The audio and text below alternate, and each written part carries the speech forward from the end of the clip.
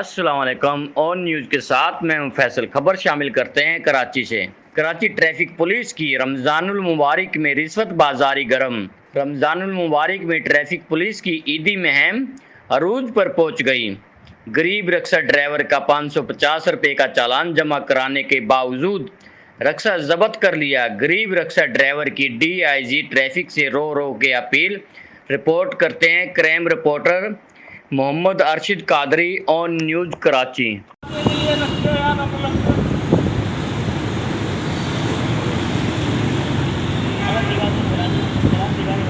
चलाते any time पर आप झूठ बोलती है। उन्होंने कहा मैं तुझे छोड़ दूंगा एनी टाइम पे 520 रुपये भरती है।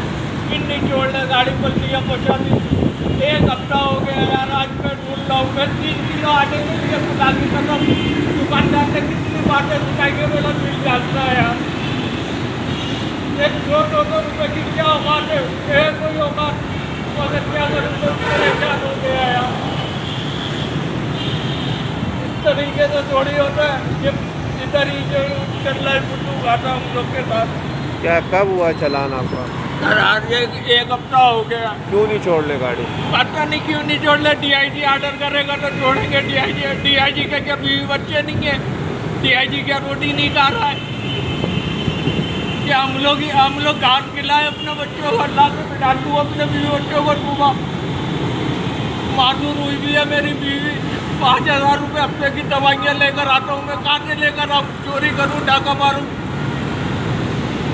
लाइक करें, कमेंट करें, शेयर करें और बेल आइकन को प्रेस करना मत भूलें।